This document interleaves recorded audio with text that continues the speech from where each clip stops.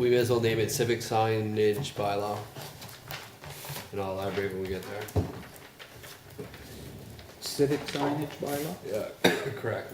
Excuse me. Anything else? If not, motion to approve the agenda? So move. Second. Moved and seconded, all in favor? Aye.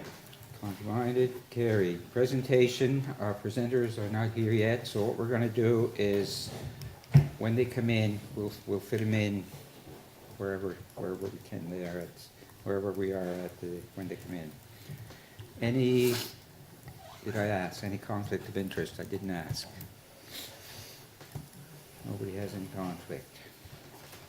So, we go to number 4, which is Council Priority Progress Report. Does anybody have any comments or questions on that? I can, Anything that you want to add to that? yes, Mr. Chair, just a quick update on our municipal building part. So we are awaiting for the final evaluation for the 3 bids. So we did receive 3 bids, and we have to first identify whether or not they're qualified bids or not. That's right. So that work is ongoing. Once, I will confirm that the numbers that have been submitted were significantly above our budgeted number. So we're still,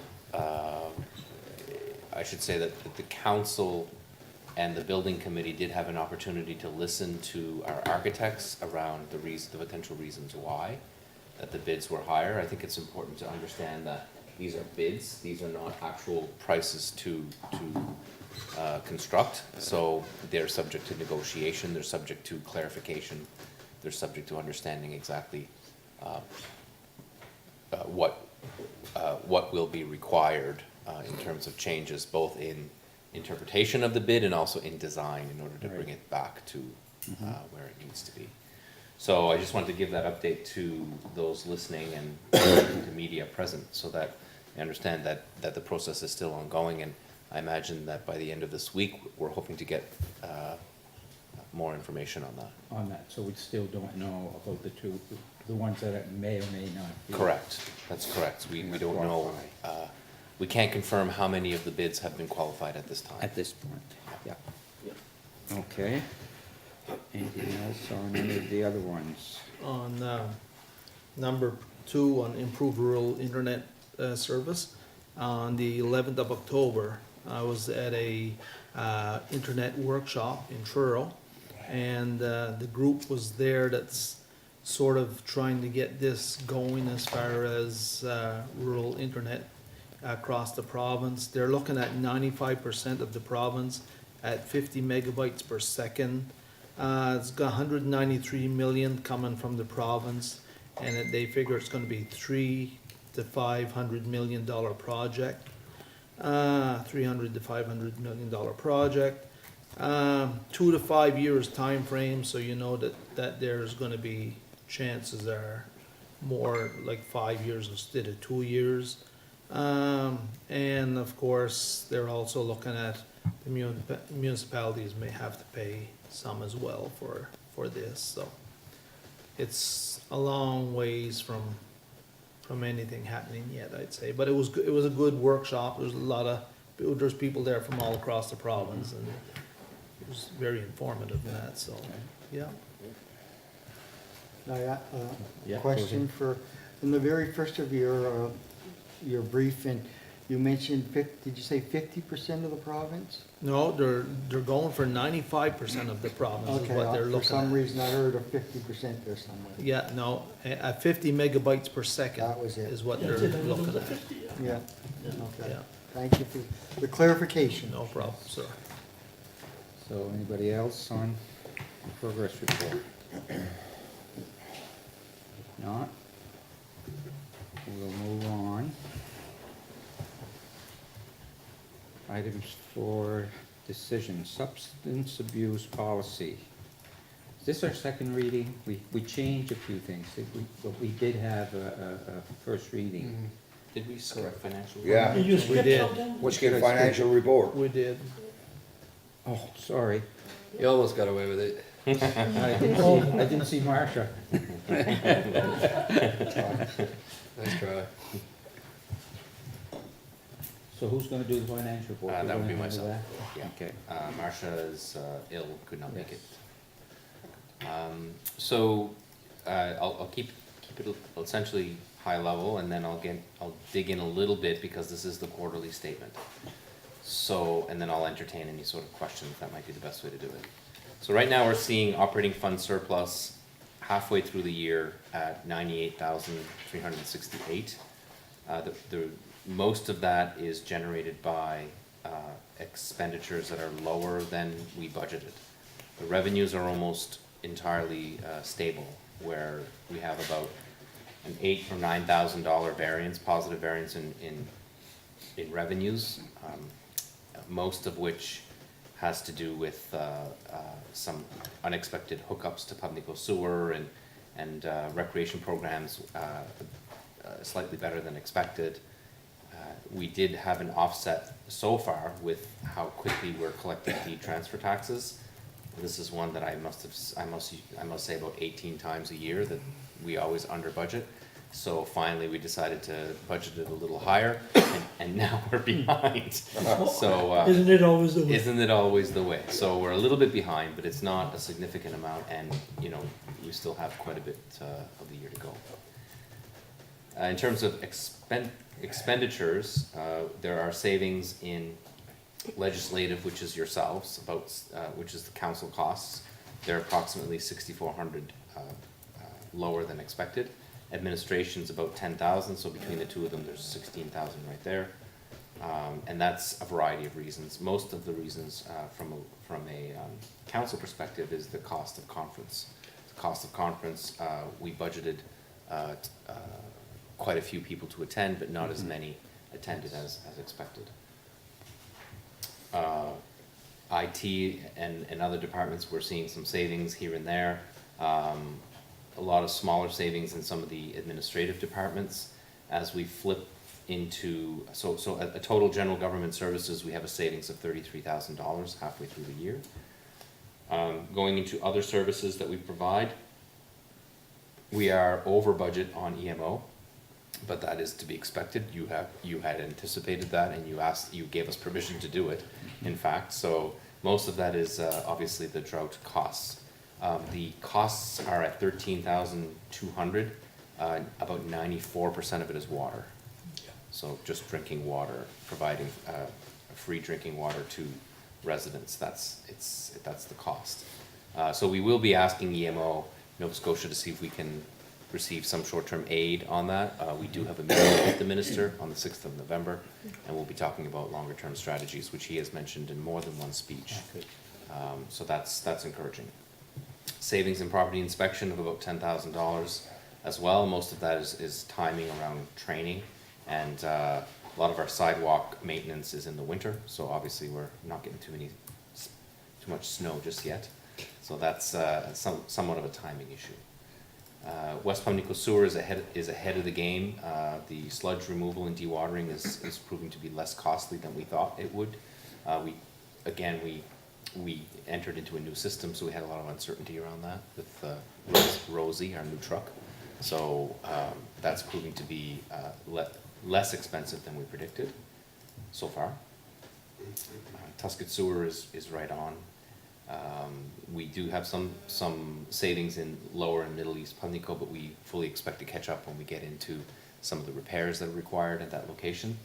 So we don't expect to be major surpluses there. In fact, we expect to use some of the surplus of prior year to address the Pope Road situation, which is mostly electrical replacement and examination of the quality of the wells, because they are certainly past their useful life. It was time to do that. Garbage collection and dangerous premises are also showing savings, a combination of 15,000 there, most of which is the unsightly and dangerous premise. I can assure you that that will catch up over the year once we get the policy that you have approved. Once we have that policy developed, we will then take the next step around certain premises that require cleanup. And so only two other, so district planning is slightly ahead, and we are showing tourism, again, this was approved, an increase in cost around the tourism signage project. We knew that that would go over budget after the budget was approved. And recreation, as usual, is quite a bit ahead of schedule in terms of expenses. They're $24,000 underspent so far, and the rest are pretty much close to as expected. So if we take general government services and we take recreation, that's about 60 out of the total $98,000 that we are showing as an anticipated surplus. I am anticipating a surplus at the end of the year. It's a little early to say that, but I am anticipating a surplus. I'm not anticipating a large surplus. It will be smaller than in other years, and for a variety of reasons. The reason why I say that is some of the areas where we would show surpluses, typically under de-transfer taxes, we would know that that number would only be higher at the end of the year because we prorate. So certain revenues we're not expecting to receive much more, and so it will be the timing around the expenditures for the year. So I realize it's a little longer of a report than typical, but this is the quarterly report, so I want to spend a little bit more time on it, and I'm open to any questions or concerns. And I should note to those that are listening as opposed to seeing the numbers is that this is operations for the municipality of Argyle only. This does not include the activity of capital reserves that we have in separate accounting and operating reserves that we have in separate accounting, and it does not include any consolidated operations of airport or any other organization that we that we own. It does show the contributions to those organizations, but it does not incorporate that organization's revenue and expenses. Questions? Councillor Srett. I'll ask the CEO on the CEO recovery on the airport. Is that, will that be realized? And the reason I'm asking, are we gonna be done a little earlier? Because that's $4,000 a month. Times 6 months is 24,000, of course. Do you think we'll realize the 24, or are we gonna be done a little earlier, or? I have, it's a great question. I have submitted my resignation as interim manager at the end of November.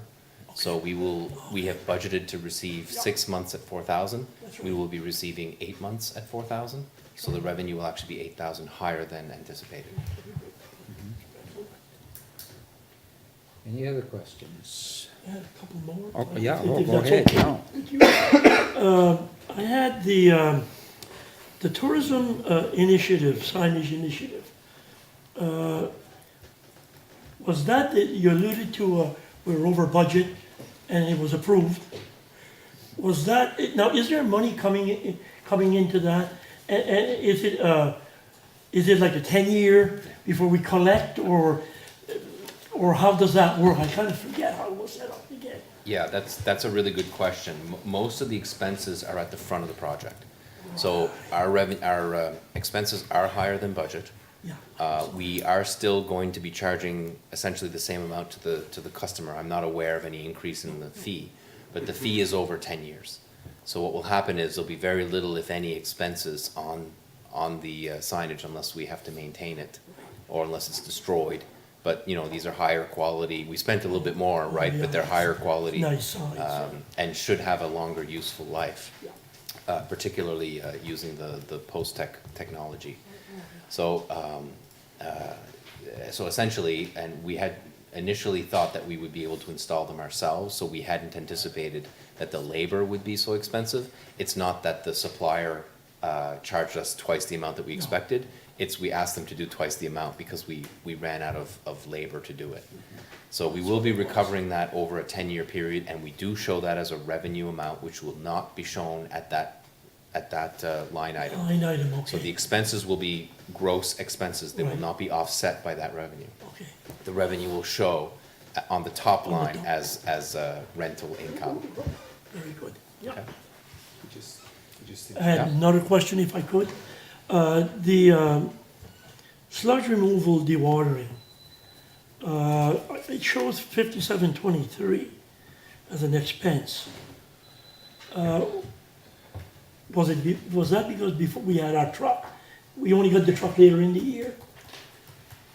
We still have, I'm just going to that section now. Yeah, I didn't write the page, I should have. No, I have it here, it's Never fine. mind, yeah. So that would be on page something. Yeah, I know, I didn't write it. It's on page 11 of the report, Yeah, okay. and so you're seeing sludge removal and dewatering. So, quite frankly, we didn't know, we knew that we would have that vehicle in operation this year. That's right. But there are still costs associated with the sludge removal. It's not entirely, we still have costs associated with it, even if we're dewatering it, right? So we still have to dispose of a section of that. It's just a lot less. Way less. So essentially, we're squeezing the water out of it, for lack of a better way to explain it. And so we have a lot drier product Yeah. at the end, and so we have less volume. Therefore- But we will have additional costs, and we'll have ongoing Costs. costs. We still use the bag in the winter, That's right. so there's always there will be a removal of the bag cost as well that will come into play. So it doesn't entirely eliminate the cost, it just substantially reduces it. Reduces it, right on. Yeah. That's it. Somebody else have any questions? Motion to accept the financial report on Second. ended September 30th. Okay, moved and seconded. All in favor? Here's your main there, Danny. Okay, Okay. yeah, we can get the Squeeze 'em in. presentation now. Our trusty municipal clerk has sent me the multi-year budget for the tourism signage. And so you're gonna get a ding in your email, you will all be receiving that detail. Great, thank you. So anybody who asks, it shows how much income that we will be Coming in. generating each year to recover. Perfect. And it is expected to be a positive number in the end, Oh, it is, I figured, about 1,700. that's very good. So, Are they coming? is that, We're making technical arrangements. okay, so we can continue until they're Yeah. ready? So the next one, there's nothing for strategic priority topics, and we're at, for decision, substance abuse policy. And that's we're just looking for the second reading. There's been a couple of changes, or additions, changes. Well, one is an addition, I guess, one we totally took out. So do you want to take that? I can. Yes, thank you. So, based on our conversation at the last meeting regarding this policy, our solicitor provided his review and feedback of specifically the topics around possession and use at work. So not only during work hours, but on work property, anywhere, and at functions. So we made the following changes that you see in section 7. We removed any mention of possession, so it strictly talks about the actual use of alcohol, drugs, paraphernalia on municipal property. And we removed, because the solicitor mentioned, and based on council's conversation, that the intent wasn't really to limit the use of it at functions necessarily. So we removed that 7.2 section. We do have the possibility of adding a vague section around council, staff, and volunteers of the municipality are expected to act reasonably. We could put something like that if you chose to, but it was really the aggressiveness of that section was kind of a bit too much, based on the conversation and based on our solicitor's review. So those are the only two changes that we made from the policy that we presented to you at the last meeting. Right, good. So we need a motion to, So move. Yeah. Second. okay, moved and seconded. Any more discussion? If not, all in favor? Aye. Contraminded, carried. The NSFM resolution report. Now, I,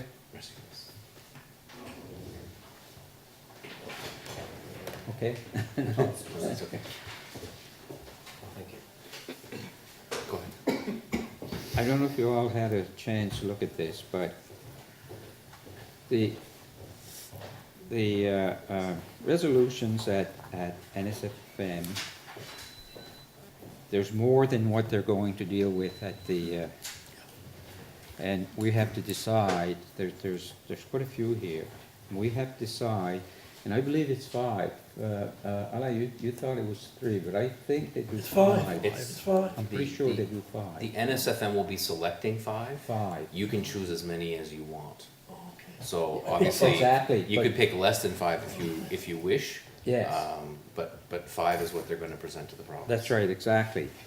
So, do we choose here, I mean, for us to go as representatives, I find it's good to know what council wants us to go with. I mean, in the past, we go there and I might vote yes and you might vote no, Yeah, and that's right. because we vote our own conscience. Conscience, yeah. So, I don't know if you've all had a chance to look at these and which ones you feel are the ones that we should be, did you say, oh, no, Hard to see, right? yeah, for me, but. Yeah. The fourth row over is impact on Argyle. Trying to make. Oh, that's what you were talking about, Alain, Yes. that's you, okay. So I'm trying to make this bigger for you, but The plus sign, yeah, it's just, I too am getting a little hard to see stuff. Anyways, we all get it here anyhow. do you have it in front, you all have it in front of you? Yeah. Okay, Yeah. great. Oh, you scroll down- It should be attached to your Did you agenda. send this to us? It's right here. It's It would be attached. It's not here. Is it there? Yeah. It's attached, okay. So it should be, It wasn't there though earlier. No, it wasn't there earlier, because, no. Okay, if you open the new agenda, I have it anyhow. What do you Page get for it? 49, 1 of 49. Is it page 1? Oh, it's page 1. Yeah. Can't seem to. Yeah. Anyway, I can pull it up in the spreadsheet. So Might I'm gonna have to get refresh. our trustee clerk mine- to Should have been Mine's above fix that, me see, up. I got that there, like you. Yeah, yeah. And it's above it. Okay, I have to refresh, Okay, make sure it's, yeah. If it's not there, refresh. Refresh. Yeah, that's Yeah. good. What would you do without Chris? It's hard to say. I'd have to do it myself, or Very somebody else good. would have to do There. it. Thank you. Find somebody That's that's great. almost as smart as Chris. Yeah, that's right. There, thank you. All right, modesty is not required, Chris. Anyway, so I'm just going to open it here as well. Crap. Okay, so what I did was, to try to help you along, is I put the resolutions in order on a spreadsheet and just started to think about some of the things that might impact your decision. This is by no means, I mean, you can disagree with any and all of this. This is basically what I know about the topic and what I think might be important for you to consider to help the NSFM make a decision. So the first column that I analyzed was time and complexity. What I mean by that is, how complicated is the issue? How long is it gonna take to work it out? Because some issues are simpler than others, and some of them have been on resolutions for many years, so they might be ongoing. So in some cases, so for instance, cap on assessment, time and complexity, I put low, only because we've been working on it for 7 years. And hasn't gone very far. So provincial investment is the next column, which basically is, again, it's an estimate, it's just provided as guidance for you. And the understanding, the logic behind that is, if the provincial investment is low, it's more likely they'll agree to take on a resolution on behalf of the NSFM. Right, if it's a $10 million ask, they're likely not gonna do that like this. But if it has to do with legislative changes, they might be more interested. I haven't analyzed what the political, I'm not really in the position to analyze politically what the province wants to do, so I left that completely out. Oh, you should. And it's not really something I could ever measure Yeah. or predict. So municipal impact, so that's all municipalities. So in some cases, resolutions have a very high or medium impact or low on municipalities, but they may not have any impact on us personally, like as our municipal unit. So the next column is, how does it actually impact Argyle?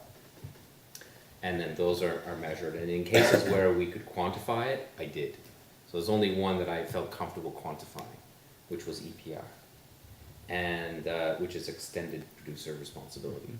And then long-term importance. So you know, it may not be important today, but in the long term, it might be very, very beneficial. So most, as you can see, there's none of them that are low on the long-term importance. So the NSFM does a good job understanding the long-term needs of Nova Scotia. So they're either high or medium. And then I just basically said, well, if it's high, it's 3 points. If it's medium, it's 2 points. If it's low, it's 1. And put the total points. So that's what this mini analysis represents. And so you've all had a chance to read the resolutions. I'm gonna go like really fast and explain in a sentence what they each represent. Cannabis is basically the municipality is asking for money to offset any additional costs. So the federal, provincial government are generating revenues, but the municipality could be generating costs, and they want to be paid for that cost because it's not their legislation. Makes sense. Cap on assessment, I think we've talked about that more than once. Basically, all residential properties are subject, most of them qualify for a cap on assessment, and each year that goes up only by the indexing or the inflation. And what it's doing, it's causing some real problems for seniors that are trying to move out of their homes, and having situations where two people can be side by side with the exact same house. Somebody just bought the house and they're paying $4,000 a year in property taxes, and the person next door with the exact same house is paying $2,000. So there's a real inequity and unintended consequence of trying to save people money. It actually caused more problems. So EPR, Extended Producer Responsibility, is basically a policy where those that produce the recycled material pay for it, as opposed to the municipalities. This exists. It exists in BC, it exists in Alberta, and Ontario, I believe, where the big time producers pay an amount for the material that they produce. And so what that means for us is that where we typically pay for the recycling of paper and plastic, and the education around that and the pickup of that cost would shift to business, and big business, not small business. Like, we're talking about producers, not, mom and pop stores. This is like craft and other larger producers. Municipal funding, that one had to do with additional funding for, oh yes, that was for equalization. Our equalization has been frozen, equalization revenue has been frozen, but none of the expenses have been frozen. So education continues to rise, and our ability to pay for that is compromised because we got the same equalization amount every year. There's a reason why the province froze it. They don't like it. The municipalities also don't like it. They see a lot of problems with this funding model, but we don't have a solution for it yet. And so in the meantime, it gets frozen, and all the expenses do not. So that resolution is to say, hey, let's freeze education too, if we're gonna freeze equalization, which is a reasonable request. Modernization is about providing funding and support to regionalize municipalities, no matter what they plan on doing, no matter what that looks like. Municipal responsibility is asking the province of Nova Scotia to increase our ability to generate alternate sources of revenue so that we can keep up with the expenditures with having additional powers. Policing is a request to make negotiations with unions a bit more equitable, and including a provision that it has to be, that ability to pay has to be a factor in the interpretation of that. Roads is put more money in roads. I don't know how else to say it. That has a great impact on towns, a lesser impact on rurals. Surplus schools, that resolution is to have the province support financially the transfer of surplus schools, because the schools that were constructed pre-1982 will come back to municipalities after they're abandoned. But what happens is the asset is at end of life, and most of the time the school boards, and no offense to the school boards, some do better than others, don't necessarily keep it up because they're anticipating a new school. So they don't have the responsibility of the old school, we do. So it's to request the province to aid municipalities in that respect. And the last one is infrastructure and sustainability, which is a very small ask, and it's to ask for funding support for a person to continue doing this type of work. I think Debbie Nielsen does this work right now for the NSFM, and it's funded by the province and NSFM. So I realize that's a really quick overview of the resolutions. I have scored them on the spreadsheet. If we want to do top 5 and look just at the scores, EPR and CAP are 1 and 2. And modernization was 3, and then there were 2 more or 3 more that were a little bit higher, and the others, and the 3 more were surplus schools, municipal funding, and municipal responsibility. So the ones that did not score as high for us were policing and roads, and infrastructure sustainability and cannabis. It doesn't mean they're not important. It just means, the impact on us may not be as significant as the others. And that would be my attempt to summarize the resolutions. Obviously, this decision is entirely yours to make, and it feeds into, you can make this decision and it not be chosen as well with the NSFM, because you're feeding into 52 municipalities and rural caucuses and town caucuses, and so you're feeding into a larger pool. But they do want information from us before next week's Correct. conference? And so, what I would recommend is a motion selecting up to 5 priorities that make the most sense for you as council. And I hope that this was in some way helpful, but really you've seen the resolutions, and I'll stop. Yes. So this goes back to our discussion where we mentioned having a meeting before our caucus meeting in Halifax next week, but we're doing it here tonight. That's correct. Okay, understand. Unless you require more time as council. I think all councils should be involved, even the ones that aren't going to. Exactly, to at least pick what our 5 priorities are. But we could get there, and we can say that that's our priority, but it doesn't mean it's gonna get on the floor, right? And then we end up with some that we may not have discussed here and how we wanna vote, and we're at the conference, and we have to make a choice how we're gonna vote there, unless we need as the people that are there and say, we're gonna support this as our group. But there's, if I may, Yes? there should be a good chance that there'll be at least 3 or 4 of them on there. I would think. And we'll say, for example, if we eliminate surplus schools and we get there and it's actually one of the top 5, Yes. well, I'm comfortable for voting for that one Exactly. if it's on the top 5 and one that we might have picked isn't there. I mean, we get something to gauge yourself on. I'm talking with my hands tonight. You're sitting next to a French person. You're right flanked by them, actually. It's starting to rub off. Okay, yes, go ahead. I had picked 5, I read through it, and I had cannabis one of them. I had cannabis. You know, but I guess looking at what you've got, Alan, I'm not saying you're right or wrong. You made some very good points. I wish would have had that prior to reading the stuff. But cap assessment, big extended producer, EPR, municipal modernization, not even a question. I had policing, but now that you've mentioned it, Alan, that's such a big item before it's so complex, and for us to be able to do anything about it. You've changed my mind right there, for sure. One thing I'll say to everybody around the table here, I find that some decisions that are made, sometimes you're at that meeting and people get up and speak, and sometimes I've got my mind made up, and when you hear, okay, now I understand why. So I've seen that happen too, and sometimes that changes my mind.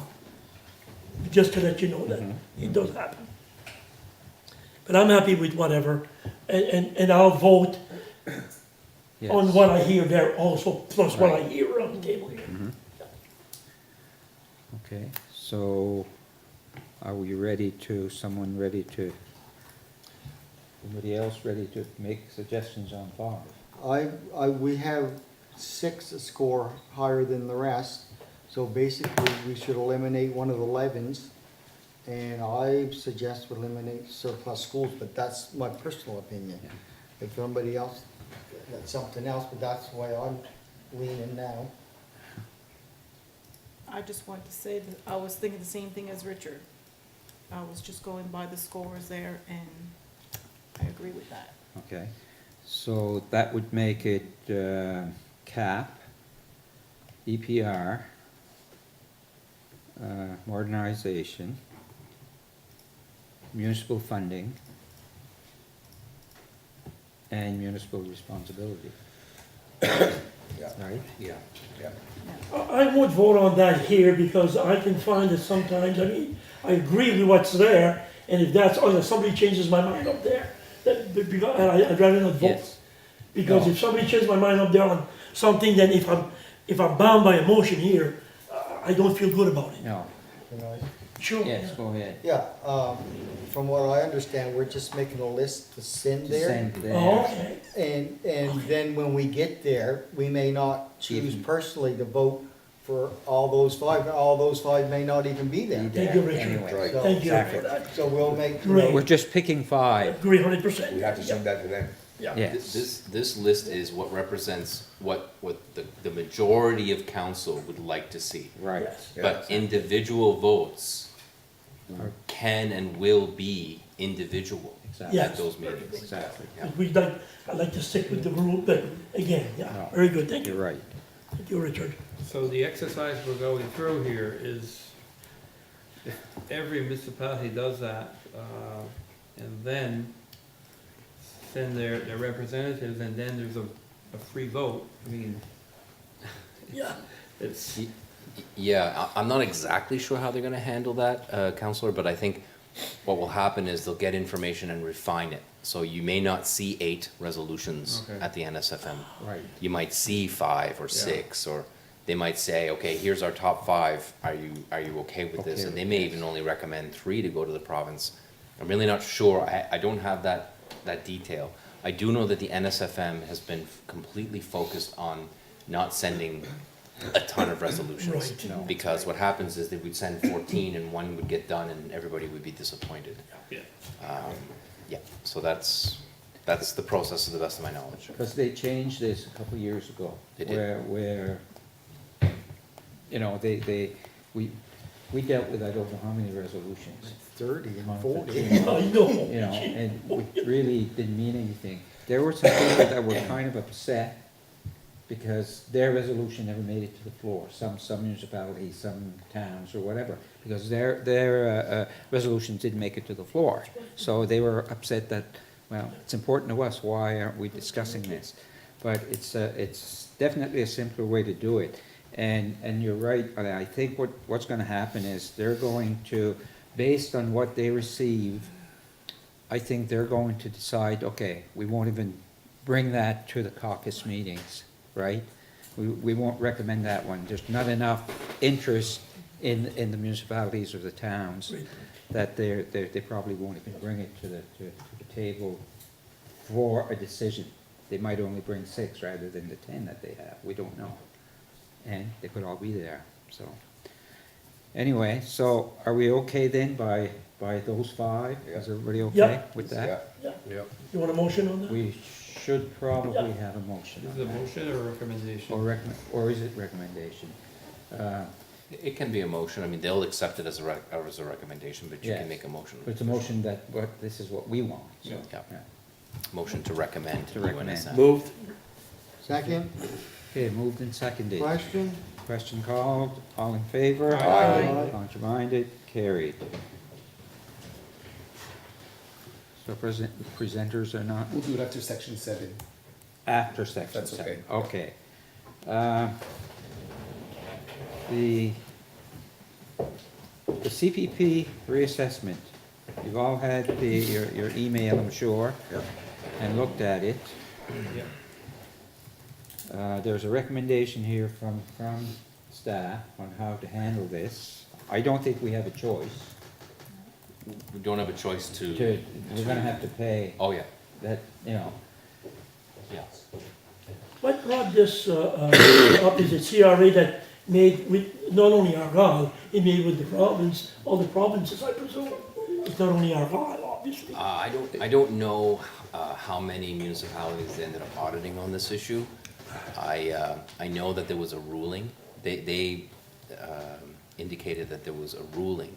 So there might have been a situation where a municipality or an individual person sought to get a ruling on Could be. EI and CPP and how it worked for councillors. So councillors are exempt from EI. Yeah. And the CPP, the rules, the interpretation that we had in the rules is the CPP would apply to the 2/3 stipend, not the whole amount. Right. Revenue Canada did not agree with that. And in doing the research, and there's some oddities in some of the sections, but the long story short is that we didn't feel that we could appeal because we agreed with their position. So I don't know that a lot of municipalities are doing it wrong or right, but I do know that when I did a poll, it was about 60-40 doing it the way that we were doing it. So it could have a cascading result. So there were some that were actually, Like us.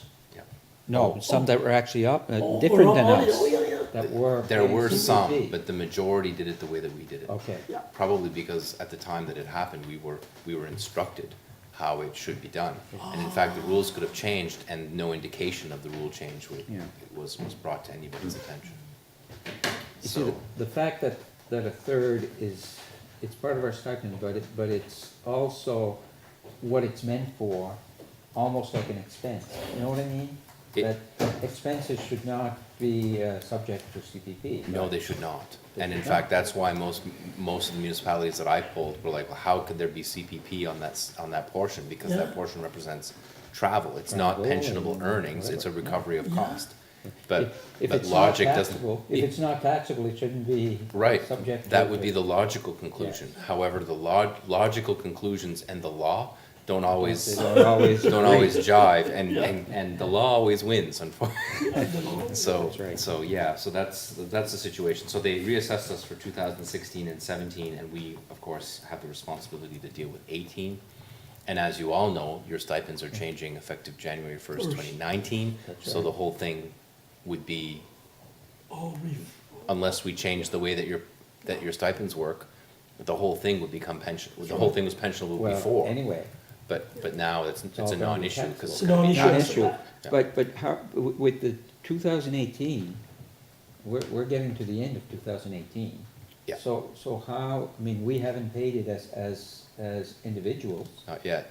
not yet. So is it all gonna come out of one paycheck? It's possible, depending on how much. No, I mean, it's one or two. It's not a significant No. amount, as significant as in other years, because we're not through the full Okay, yeah. year. I have all that information for you, and it shows exactly how much it is, and, yeah.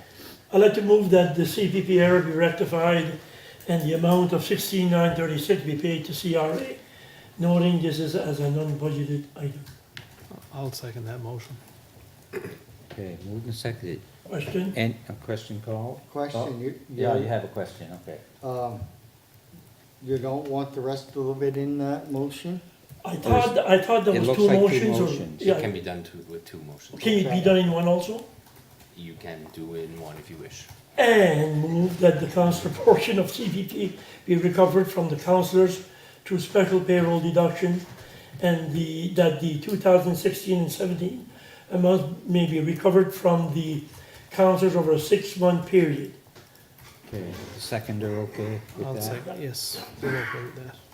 Now, is there any questions? If not, all in Question? favor? Uh, Contraminded? Carried. We have one more item, and it's civic signage bylaw. And there's nothing written Yeah, about it. it's mine. I attended the Fireman's Recognition Banquet in Wedgeport, and one of the firefighters stopped me at the end of the banquet, and we spoke for a while, and he raised the concern that he had, not so much himself, but the whole fire department. Basically, they're concerned about civic signage and how many people have the reflective signage. One point that he made was that firefighters don't have the global positioning systems that EHS and other entities do, so they're relying solely on civic addresses.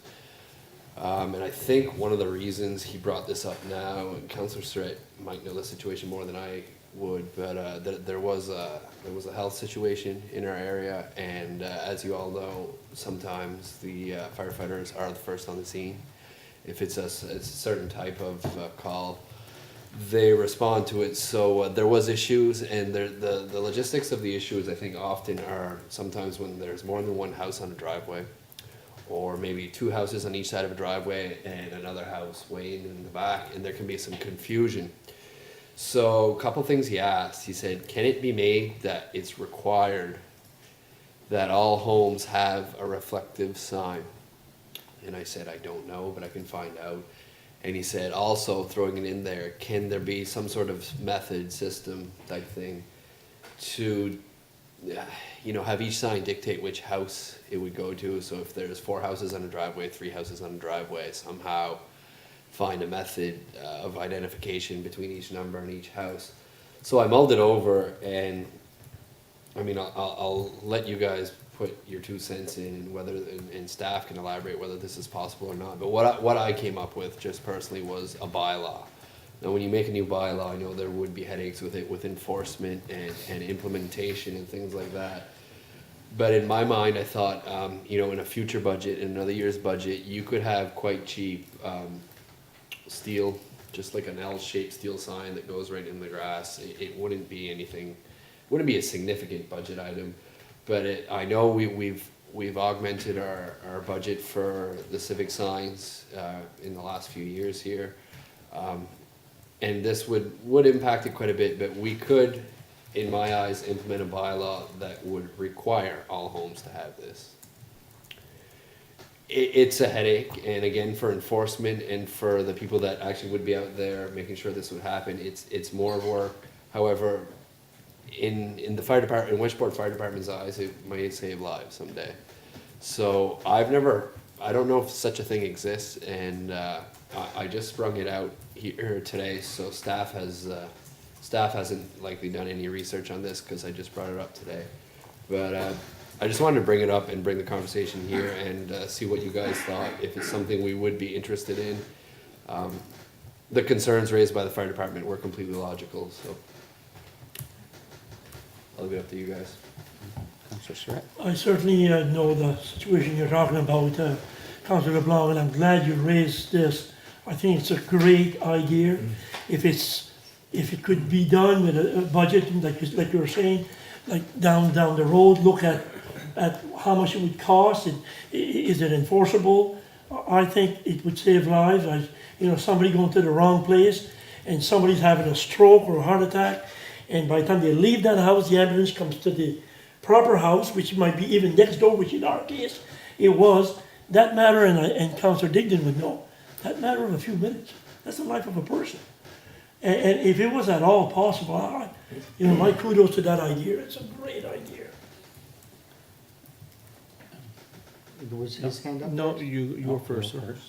Going back to the bylaw portion of it, is it possible to put a bylaw in place, like with an anniversary date of, we'll say, 18 months from the time the bylaw is passed, and advertise vigorously that this is out there, and after that period is expired, have people go door to door saying, you know, you didn't meet the bylaw, but there's a free sign that we can have, you know, give you to put up, or even put it up if it's a case of senior people, and get it done that way without actually going around fining people. And Absolutely. I mean, there's gotta be a way that this can be done. I remember years and years ago, there was a retired RCMP, and that was his goal, to get all of Nova Scotia done up with the civics, and that's where the blue and white civics came Oh, that's from. where it came from, is that It was right? him years ago trying to get this implemented for the whole province, but I think each municipality's gotta be more responsible for their municipality. 100%. So I think that with what Lucian's saying, it can be done, but it'll take some time and cooperation from the municipality and the residents. Just before someone else speaks, I just want to throw in, I also agree that there have to be a grace period. You know, this doesn't need to happen tomorrow, but if we could work towards it, and education first, grace period, warnings, and then last resort, after some serious time, you know, penalties. But we're not there yet. Councillor Digby. I think all of you people know my views on these signs. Can't say enough about them. For a lot of agencies out there now, they go by civic signage. There's no saying they don't. I put a big push on last year down in my area to get a lot of it done. I'm still actually have a couple applications in here now waiting for the signs. I have a couple of poles in my garage that we're in the steel poles now, so I told the people I'd paint them for them. And that, and I think a lot of it is educating the public out there that, you know, we can provide signs for you people and poles at no expense. And that all you do is just fill out this application form for us, and we'll provide the poles and the signs at no expense if you don't have one. And I think education is a big key to it, you know. I know last year, like, I put such a push on that we had to get some extra funding here at a meeting, and I got a nice little letter from Alain and that on the issue and all that, but still, I'll keep pushing as hard as I can, and it's a great concern, there's no saying it's not. And as far as how to identify, the numbers already identify, like going down certain roads and that, because you have even numbers on one side of the road and odd numbers on the other. So they know if there's 3 houses on this road and they're going to 16, 27, and 38, and they know that they're looking for either 16 or 38, it's going to be on one side of the house, while if it's an odd number, it'll be on the opposite side of the road. So there's already their process in place. And that, so I think the big thing first is just educating the people that we can provide these signs for them, and put another push on again. And, you know, if we have to come up with a little extra funding and do it over, you know, a couple of years or whatever, and go from there. Okay. Thank you. Councillor Strick. A point on what Lucia said, and I don't know if anybody around council can remember this. When I see it every time I go home, obviously in the day, some places have like 4 numbers right at the road. Did you look, did they have it on their houses too? When you go into that little driveway with 3 houses in, I never really looked. A lot of them don't, and. So how would you or- know which ones? Or with my experience, I guess, going to calls, a lot of them didn't have it on houses. But you know, by the 4 numbers, and that if there's the 3rd number, if that's the house you're looking for, it'll be the 3rd number. And that going down that road, like Right or left? right or left, and the first number, like with 16, would be on top, so that would be your first house you're coming to. 27 would be the next one possibly, and there's just numbers I'm using, so you know that's gonna be on the opposite side of the road. Absolutely, thank And you. then you're back on maybe 30, and you know, so, okay, it's gonna be the second house on my right going in. So it does start with the smaller one, then it goes bigger. That would be Never the even looked. way, that's the way that they should be Yeah, putting yeah. them Oh, Yeah, by all very good. means. But if I may ask the question, I wasn't talking about the same road, I'm talking the same driveway. That, Driveway, same here. If you got a drive, all right, you got the road, Yeah. the provincial road with odd numbers and even Yeah. numbers. But then a driveway off of that provincial road with 3 houses on it, 1 hidden in the back, 2 on each side. Is there Absolutely. any, they would all have an even number or an odd number, correct? they could have, that's right. Yes, they will. They would, because they're all on the same side of the Okay, provincial they're all road. on the same side of the Of the road. provincial road, but they That's share right. a driveway, is what I'm getting Okay, at. I They'd all never be- thought of that. That's the identification issue, I think, that they're pointing out. So what I came up with, just out of the top of my head, and maybe it's a silly idea, I don't know, but at the road, you would have a steel sign with all 3 numbers. And then if we were to make a bylaw, it would be a requirement to also have a reflector on the house. Okay, So when you go down the driveway, yeah. you know, some people share driveways, Yeah, right? that's That was my right. concern. That's right, yeah. The only thing there, some of these times, you can't see these numbers from the roads. You know, often you can't see these numbers. But from if the the, roads. but if the sign was right at the road, like Lucia said, He then at said least you know they're in You'd that have to lane. have They're in there two, somewhere. Yeah, you'd have to have 2 sets of signs. You'd have one up on the road. yes. And then one down again at the driveway, Yeah, that's what I think he meant. Yeah. Or on the house, yeah. or on the house, if you could see. Definitely at the road, and then if Yeah. there's more than one home on that driveway, Yeah, that's where confusion sets in when they pull into the driveways of this house, that house, or that house. Yeah. You would have to place them on the houses, and that could be part of the bylaw. mm-hmm. Food for Okay. thought. Is there any other discussion? That's interesting stuff. Just from a legal perspective, the answer to the question, can you do a bylaw for civic? The answer is absolutely yes. You can do that. You can do it as an enforceable item. You can do it as a variety of, you can put in the bylaw a lot. You get a lot of leeway around the bylaw. The advantage of a bylaw, of course, is that you can enforce a bylaw, if that's what you want to do. But I mean, I think council is on the right track. Like, we don't, Argyle's way isn't to enforce first. Argyle's way is to engage our people and, Exactly. you know, the volunteers that in all of the fire departments, I think, would be very eager to help us, you know, distribute civic addresses. And one of the suggestions from a community member listening to us was exactly that. Like, look, we've got volunteers, they know who has civic numbers, reflective civic numbers, and who doesn't. And so we have emergency representatives that can help us in that. And so it's just a matter of, okay, well, how quickly are we gonna get there? Is council willing to pay for the civic numbers? That, right? So are we expecting them to buy their own, or are we going to do it ourselves? And you know, how long do you want education, et cetera, et cetera.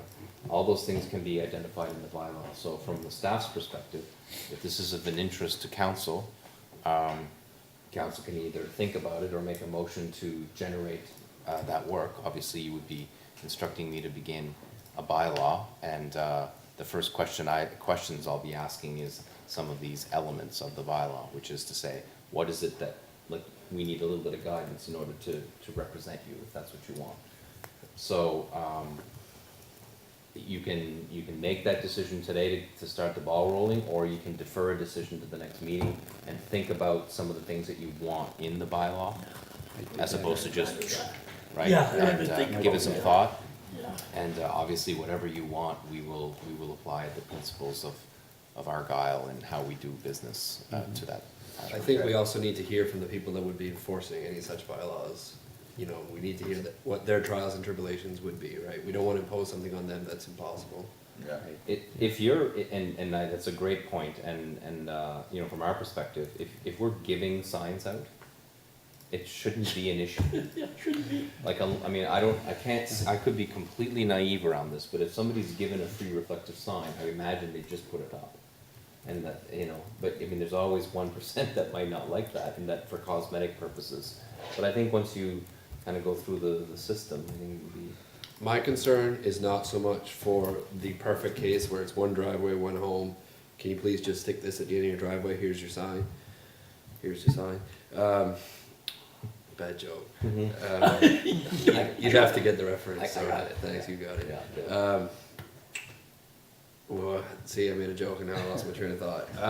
The concern would be in a situation where it's complex, where I said there'd be like 3 homes on the same driveway. You'd have to say, okay, you gotta shove a sign with 3 reflectors on it, and here's a sign you must install on your home. If you don't install it, there's repercussions, you know, that's where I foresee some, you know, My, drama. my question is, these houses, even though they're 3-on-1 driveway, have been assigned a civic address, right? Yes, There's a civic address Yes. assigned to that house. everyone, that's Even right. though they're, and you'll find that the way it works is, when you're driving along from the lowest sign to the highest, right, the numbers going up, the first house to come to would be your number, the next one would be a higher number, you know what I mean? So, Every situation is different. You go down a driveway, there's two houses equally on each side, left or right. One's in the back, there could be on a the fourth. driveway, that's right, but Yeah. for the civic number, you'll see that the one that's closest to the lowest number is gonna have the first number. Because that's where they are on the road, not on the driveway. That's where, and I know that because my sister has two on her property. I know what you're saying, because the one in front of my house is 3729.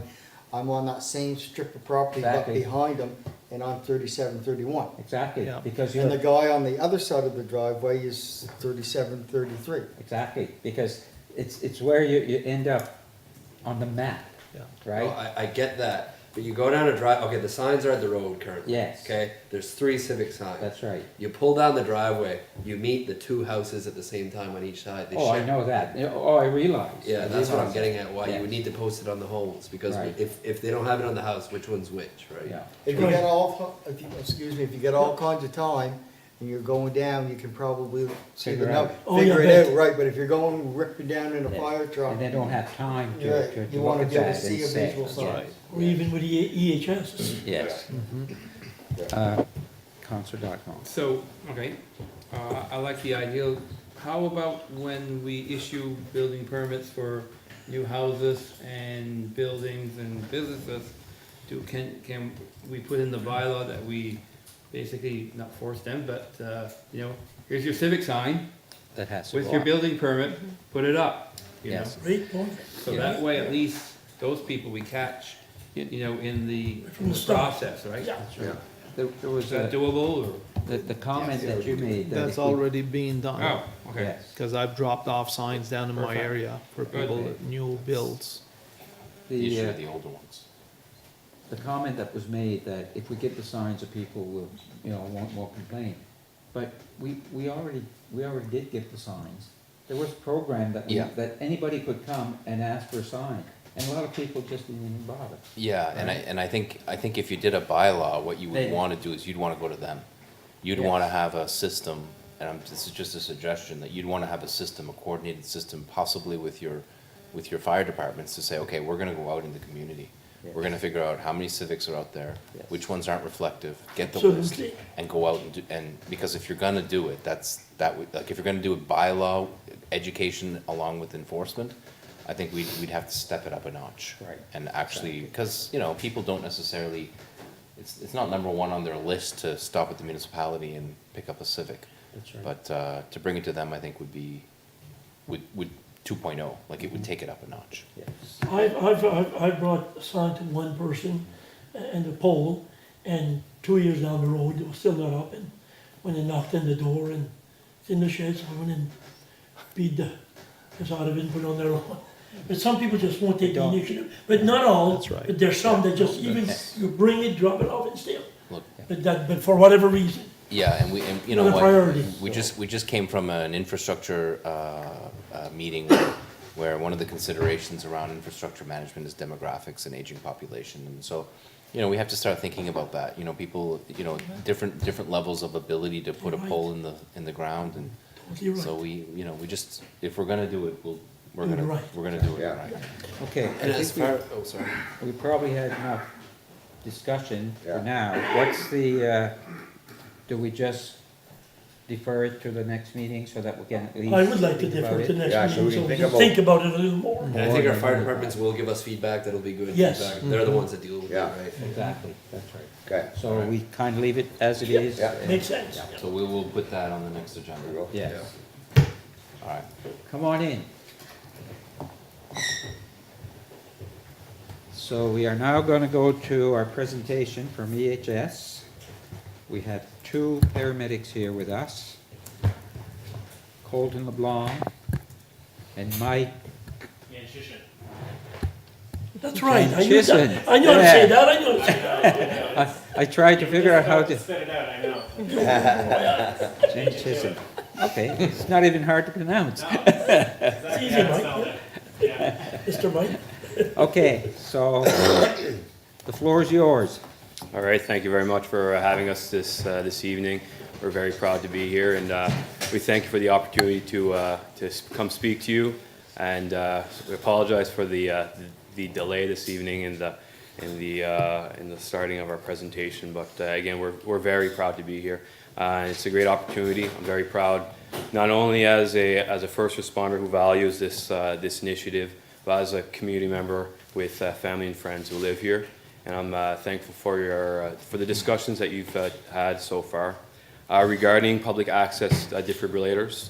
I think it started back in January, if I'm not mistaken, following a presentation from one of our municipal residents.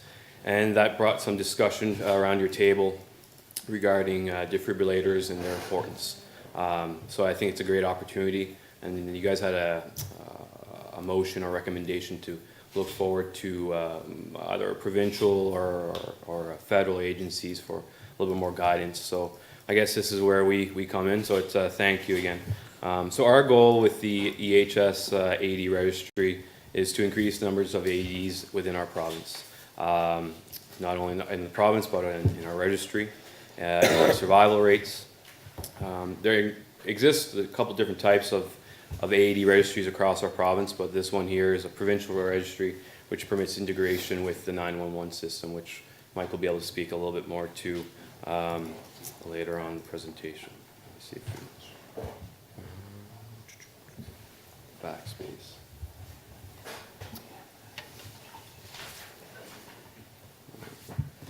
So just to make sure that everybody's on the same page, we're going to discuss basic AED talk. So an AED is a automated external defibrillator.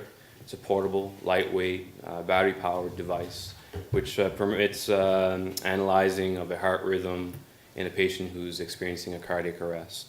And that permits the rescuer, it'll guide the rescuer if there's a need for defibrillation. So it's voice and visual guided. It's very easy to use. Don't really need training, however it's recommended. So yes, and it only advises the rescuer to deliver that shock if the heart is in that irregular rhythm. It doesn't restart a heart, so there needs to be some electrical activity to go through it. It's not all cardiac arrest patients that will be delivered a shock, because if there's no electrical activity to be used, or if that rhythm's not present, it's not going to shock. Regardless, high quality CPR and the AED using as it's indicated are highly recommended. So the best place to install your AED, wherever it's easy to access, familiar with your staff or with the community residents. So not locked up behind a locked door in a closet, not in the box. So in a reception area next to I guess your taxation counter, in an office building, next to an elevator, where there's a lot of people going back and forth. Easy access, always accessible. Close proximity to highly populated areas. Areas where there's physical fitness, so gyms, rinks, fitness centers, schools, running tracks. And then zones where it may be difficult for first responders or paramedics to access, so construction zones, high-rise buildings, not that there's too many in the municipality of Argyle. Apartment buildings, condos, etc. So how do you purchase your AED? So the EHS doesn't sell AEDs. We don't recommend one AED make or model over the one or the other. We do follow the Canadian Heart and Stroke suggesting to contact different manufacturers and compare what they can offer based on your on the organization's needs and what they're looking for. And there's a list on our website directed to, I believe, the Heart and Stroke Foundation, where they have Health Canada's approved list of 80s. So maintenance, very important for 80s. It's like a car. If you don't maintain it, something's can go wrong.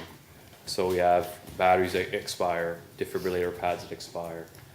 So fairly easy to check monthly, and Mike will speak a little bit more to that during the presentation. We're going backwards here.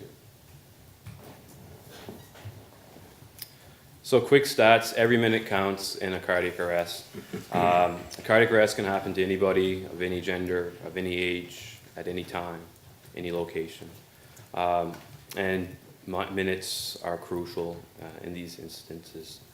So for every minute that an AED is not available, there's research that shows that chance of survival decreased by 7 to 10%. So the goal for defibrillation is anywhere from 3 to 5 minutes. That's where public access defibrillator programs are becoming a little bit more popular in the last few decades, and with the goal of increasing the quantity of AEDs and access in specified areas. At any time, if you have questions at all, please don't hesitate to ask, and that's why we're here. So here's a map of Yarmouth County showing the AEDs that are registered within our registry. Not all volunteer firefighter defibrillators that are registered, so they don't populate on the map. You can see that there's some gaps to be filled, some areas that we could probably look at for improvement. So we have our most recent numbers for Yarmouth County are around 12 AEDs, and within the municipality of Argyle we have 3 registered within the registry. However, there could be more, and I'm sure there are more. Within Nova Scotia, as of October 19th, we have 651 registered AEDs in our western zone of our province. So that's from the Chester area wrapping around to the Windsor area. There's 130 registered AEDs. And of those 651, there are 342 which are public access. So when you register your AED with this program, you can choose either to mark it as public or private. And Mike can speak a little bit more to that, as well as to the inspectors and responders section. So when you register, you become an inspector. There needs to be a contact person, that go-to person that receives the communication, whether it be reminder emails for maintenance, etc.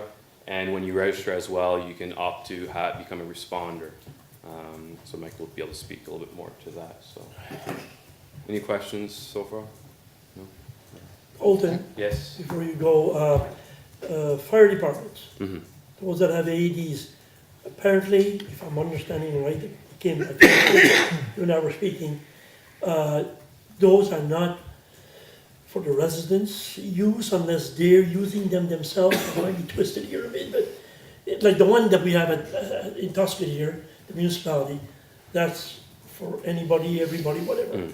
But did I understand from you that the ones at the fire department who are MFR trained are not for public use? So if an MFR agency is registered to respond to cardiac arrest, my understanding that they'll be dispatched to the cardiac arrest. So essentially, it is for public use, but it'll be the MFRs that are bringing that AED to the residents or to the location. Red can't go to Westport. If I had somebody on the road, on the ground with something, I can't just go grab it and go then. No, That's not how they're set up. you'd call 911, and once that cardiac arrest is identified, the fire department, if they're registered as that level of response, they'd be bringing that AED to provide CPR, AED, ventilation, etc. But the one in Tuscany, that one, somebody that was at the school, say it was a gym teacher, somebody had a cardiac arrest, he can come, pick it up and go. This is what I've been made to understand. So Mike will be able to speak a little bit Oh, more okay. to it, based on radiuses, Very and once that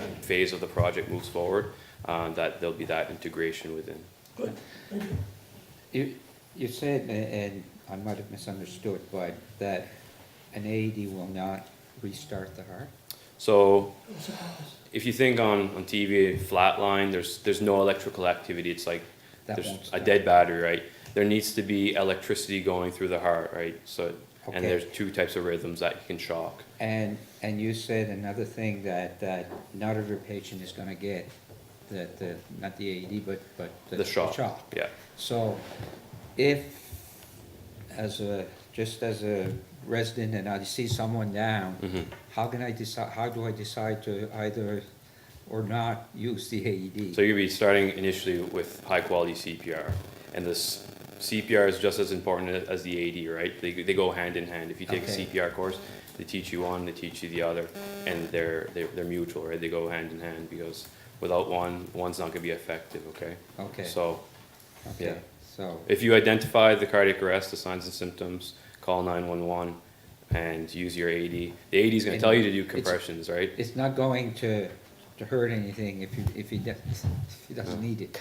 Because if I put it on me, it Okay. shouldn't tell me to shock, because I'm in hopefully a normal rhythm right now. And, yeah, it shouldn't, Okay, yeah, yeah, there's no harm. The course we took here at the municipality, they said, slap them on anyhow, Mm, regardless, it can't hurt nothing. okay. Thank you. Thanks, Colton. I just want to kind of, before I go into the meat and potatoes of the AED registry, again, kind of like Colton, I want to thank you for allowing us to kind of do the presentation here. Again, my name is Mike Janczyszyn. I'm the EHS AED registry program coordinator for the province. So I'm kind of in charge of this part of the registry. So Colton's been a great advocate, and he's a member of the registry committee. Just before I kind of go into it a little bit, just based on your questions, the registry itself is not, it's not meant to kind of replace anything that's already in place. So, you know, you're wondering what you're supposed to do during a cardiac arrest. That's kind of the same kind of 3 links of the chain of survival that Heart and Stroke puts out. You know, no matter what you do, you call 911, you check for responsiveness, you see if there's any kind of breathing at all. If there's none of that, and if you're not sure, our medical communication center is actually excellent. They have excellent paramedics there and call takers that will kind of walk you through the whole thing. So if you're not sure if you're doing things correctly, they will kind of prompt you. They'll prompt you to kind of check for responsiveness. They'll prompt you to kind of check for breathing. And then if it does get to the point of doing CPR, they're excellent at kind of guiding you to do that as well. They'll give you directions. So obviously we want people to be trained and stuff, but if you don't have any training, then the least that you can do is call 911 and they'll kind of talk you through it. Same with the defibrillator. They'll ask you to kind of get the nearest one. And if there is one around, then they'll kind of explain how to put it on. But again, like Colton said, the defibrillators are actually they're very visual and they're very auditory. So the number one thing you need to know when you have a defibrillator in front of you is actually just turn it on. And it'll also kind of tell you what to do. So, and then just to kind of touch on the MFR services, we didn't have all of them on that map there. We're working on getting them on the map and all registered, but the MFR program for EHS is kind of a body in itself kind of thing. And we've had that for a long time already. So that's kind of an adjunct to the registry as well. So they already have kind of their protocols. They get called out when something's gone. So if you call 911, it kind of gets transferred to our medical communication center. Then from there, if we need MFRs, they'll contact them as well. So they'll be going to the scene. It's not that AED is not for public use. It's just sometimes they could be in a fire station, could be in the truck. Everyone's kind of got them in different locations. But chances are every MFR agency has people that are going to respond and go to you kind of thing, which is obviously ideal as well. So I don't know if that kind of clears that up as well. But It does for me. yeah. So the registry itself, it's been about a year and a half of getting things going here, getting a little bit more electronic and software oriented. But the goal is to kind of link up AEDs to bystanders and to also people suffering cardiac arrest. I kind of do this presentation just kind of identifying two separate things, and you'll notice them on the screen here. One is kind of the registry itself, and that's the National AED Registry website. It's kind of a misnomer because it's actually kind of international. I guess it's States and Canada, so but that's what it's called. So that's where all the information kind of gets stored, and that's where all the inspector information, responder information gets stored. The AED Link application is what's kind of being integrated into our medical communication center. So again, common misconception is that 911 is going to guide you to the nearest AED. The medical communication center is actually from EHS. So it goes from 911 to our medical communication center, and that's where the AED Link application kind of starts. This, there's not going to be a test at the end. This is just kind of a visual to show you what the registry actually looks like on the website. This is what I deal with on a daily basis. This is when we uploaded it, so don't look at the percentages. That was kind of the information that was dumped in there. And then this is kind of the web-based application that's in the medical communication center. So kind of a screenshot of things going on when a cardiac arrest comes in. And realistically to this program, I'm just going to go quickly. Again, I don't know how much time we have, so if someone can kick me off when I talk too long. But I'm going to go through them quickly, and we'll open it up to questions after. But kind of there's four main pillars, I guess, or main things that we want to get by with this registry. One of them is the maintenance part, and it's kind of that forgotten piece of having an AED. Is you actually need to maintain it. Like Colton was saying, the battery expires, the pads expire. And when I tell people that, it's, again, also like Colton said, we're not selling these things. We're not getting commission off these AEDs. The pads do expire. They get old. The gel is not sticky enough, so it won't work. It won't stick on someone. So that's why they have those expiry dates kind of put in there so that if they're passed, you should probably replace them. And then kind of most manufacturers do like a little monthly check. This registry will also help with that. So like Colton was mentioning, the inspector, when you register an AED, is kind of the contact person. But when you kind of fully register into the program, and you can actually create an account into this website and see your own AED, and you can click a box that says, yes, I want monthly inspector notifications to remind me that I need to check on it. Or you can click it off, but obviously we recommend keeping them on. And there's also a box to get expiry date notifications. So things like, 3 months out, if your battery and pads are going to expire, it's going to email you. Simple email saying, hey, you should probably think about replacing. And then I think it's about a 1 month, and then as it comes up to it, it's almost emailing you every day saying, hey, come on, I think we need to replace those. So that's kind of the one pillar, again, kind of the forgotten piece of this whole thing. And we really want these things to be maintained in the province because there's really, if they're 5 years expired, you might as well just not have an AED because it's kind of a false sense of security, right? For everyone involved if it's not getting maintained. The second pillar is the responders. So we built in the program has responders built into it. So a bystander responder. Say you could be the inspector as well, or you could be someone else. There's, I don't know how many people in this room. Let's say 10 people want to be a responder, and there was an AED that is in this building. So you could all get text or phone call notifications. You pick, or you could get both. And it's based on a radius around. It would be around this AED. So it knows you have an AED here. If something happens across the street, it's going to text you to say, look, there's a cardiac arrest. You can go respond or grab your AED and bring it to that place, to that location. So that kind of eliminates, a little bit of time there where someone who's calling and who has that patient in front of them, they don't have to come here and then go back there kind of thing. You're just running one direction. So that is live right now. We have, I think going back to Colton's slide there, I forget how many, 87 responders? I might be making up. I could probably just go back. 75 responders in the province. So we're looking at boosting those numbers, but it's based on who wants to be involved. It's not a mandatory thing. It's a nice to do. It's people want to get involved, and that's kind of a way to get involved with the program. The public access portion, which is kind of the application in the Medical Communication Center, that it is coming soon. We're kind of doing some testing right now on it.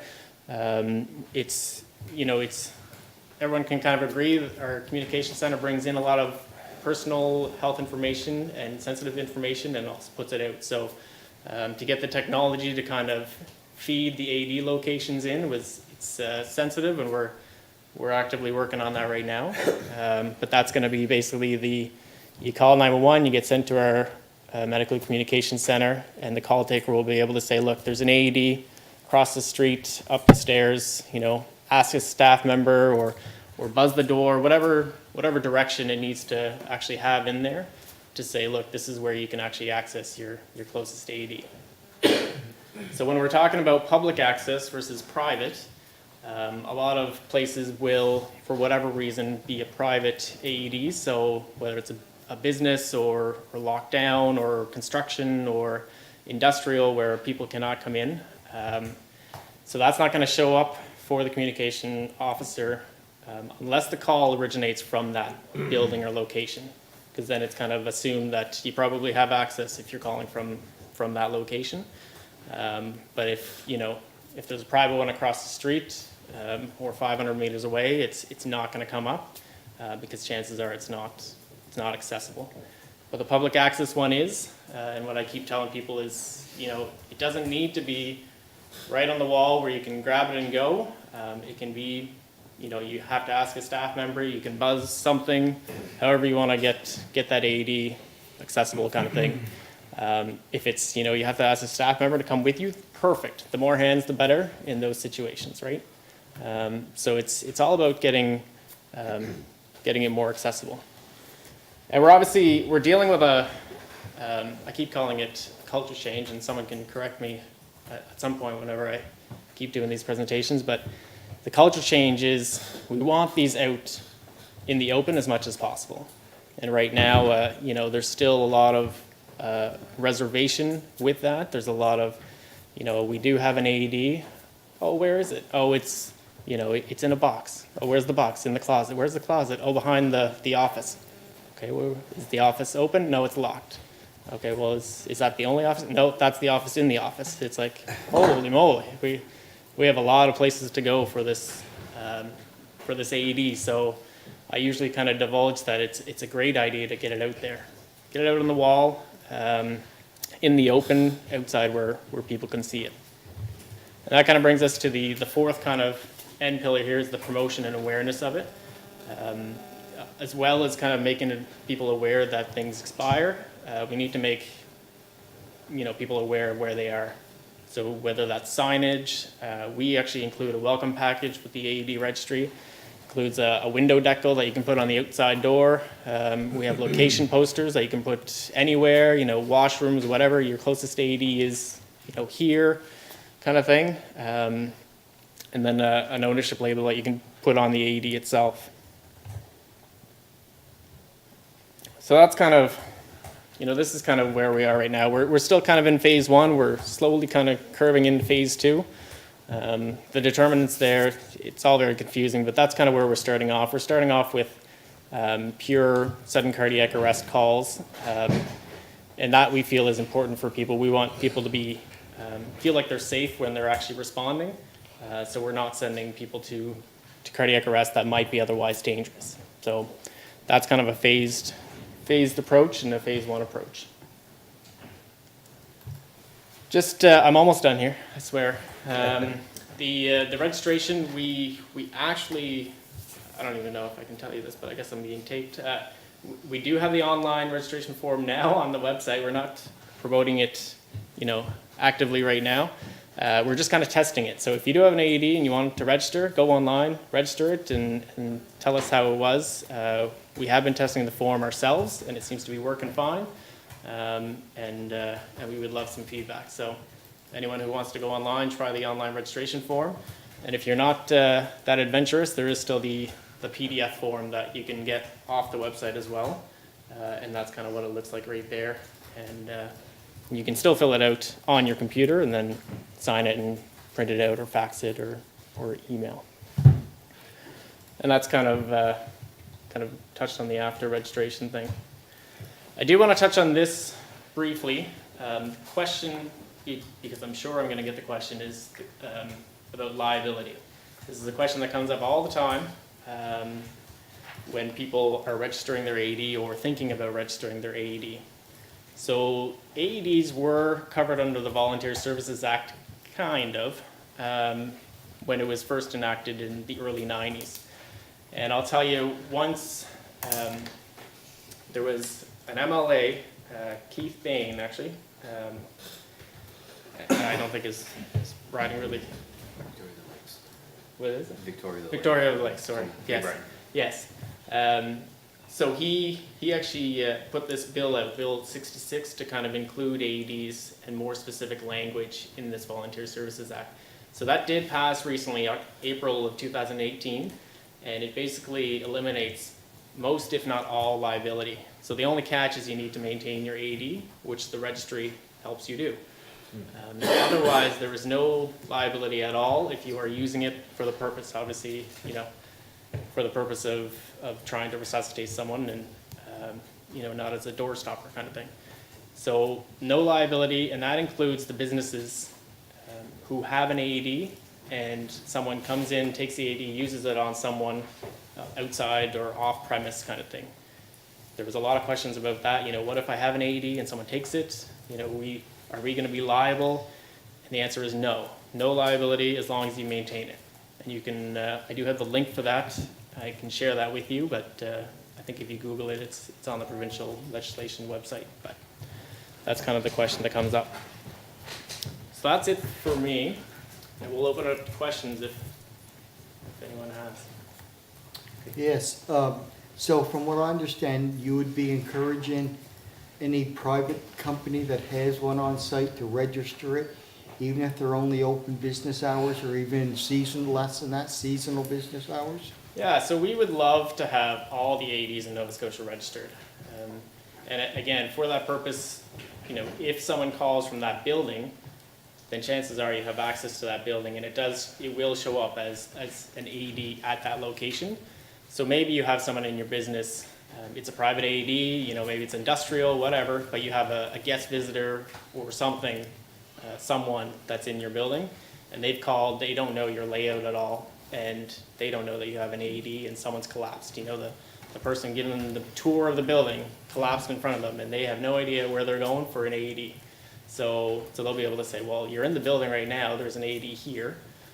And not only that, you can eliminate that as well. So the businesses that are concerned about even that, you can click it off and say no availability and it won't even show up at all. However, the benefit to that is still the maintenance part of this. So it's still getting the notifications saying when things are about to expire. And I will tell you this, I've been doing it about a year and a half, and I do still get registration forms of expired pads and batteries and things like that. So that's why I keep saying it's kind of the hidden agenda that we need to bring out there, that we really need to maintain them properly. So Warden Dodson, and there's a section in the registration form to specify business hours. So if you're open Monday through Friday, 8 a.m. to 5 p.m., Saturdays you're open 8 to 12, you're closed Sunday, that will fill into the whole system as well. So if there's a cardiac arrest at 12 o'clock on a Friday night, it shouldn't populate in that system. Okay. What I was thinking of fish plant, for example, because you never know when they're gonna be open, but I know Right. a situation where they have them, and they're probably not registered. I shouldn't say for sure, but I'm suspecting they're not. And even board boats tied up at the wharf, right? So there are some boats that are registered, but I mean those businesses that are there, there's a great risk that there could be somebody, or a great chance that there could be somebody there at any hours. It may be wise to have it marked 24/7, and as Mike said, if there's a cardiac arrest identified from that area, from that business, it would come up in the call taking Okay. process. And under registration, is there a place where you can put it stays on site and not allowed off site, or is there an option for it where it can go off-site? We'll say Well, car it's- accident, 500 yards, meters down the road.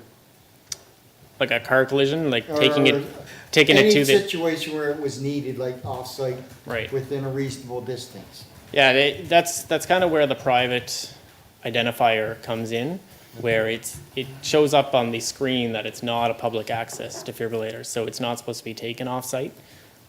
So that's kind of where the private versus public comes in on that front. Okay. And the radius, if I'm not mistaken, is 1,200 feet or 300 meters? Yeah, it's, for responders, it's 1,200 feet, and for the people who are there, when we get the public access portion live, it'll be a 600-foot radius. And for that, you know, people ask me all the time, well, how'd you figure out those numbers? We didn't, but it's a general kind of consensus that a reasonable person should be able to kind of briskly walk 600 meters and back within about 3 to 5 minutes, and same with responder, 1,200 feet. And not have a cardiac arrest himself. Yeah, so, Okay, that's, yeah, you cleared up a lot for me. I'll have to check with my employer, see what our status is. and we have had, like Colton said, a lot of boats or fishing companies that have registered their AEDs for the purpose of, you know, making sure that people on the boat are checking them, and if not, then, you know, they'll get a notification of when it's supposed to expire, and then they can double check that those things are getting replaced. Councillor Donald? I think Colton mentioned something about, you guys do the register and you don't sell them, but on your website, you said something about you can go on your website and find who sells them, is that correct? Or Shows a list of Health Canada approved AEDs, right? That's the Heart and Stroke Foundation site. Okay. We will be updating our website shortly. We were kind of waiting on the online registration form because work was being done on it. Very complicated, but anyway, it's up now. We are going to be updating it with a list of vendors in Nova Scotia that sell them. Yeah. And that's, again, not that we endorse any one brand, person who sells them or the other. We're just going to have a list and we can choose, but we feel that information should be out there so that people know where they can buy them, or replacement pads, or where they can go to kind of get warranty. And is there any provincial or federal programs for, let's say, I guess what I'm thinking is a remote area. In the summertime, I go to Seal Island, which is about 15, 18 miles offshore. Coast Guard from Clark's Harbor is at least 50 minutes to an hour. Last summer, we had an incident where a gentleman died and had a heart attack. And I was, I guess, directly involved there, and we were talking about getting an AED for Seal Island. So I guess I'm just kind of trying to figure out if there's any funding out there, or if it has to be bought by either municipal unit or private citizens.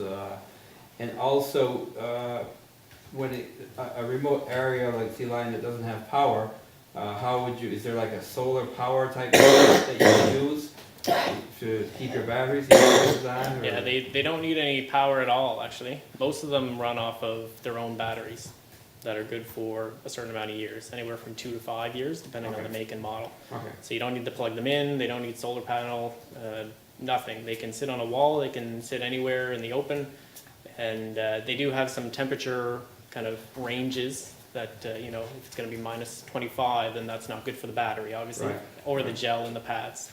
But they don't need to be plugged in, so they can go anywhere.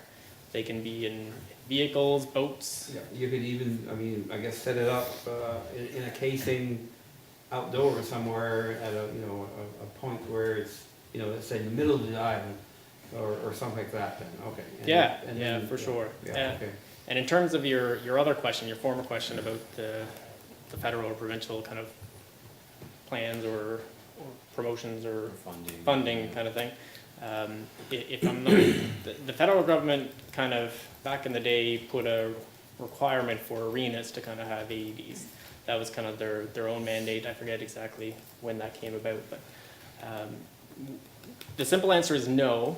However, as an organization, we kind of have a unique little AED donation program that we've just kind of started. So, and it's based on paramedics volunteering their hours and stuff. So there are some donation kind of avenues, I guess, but there's also a lot of locations in Nova Scotia right now.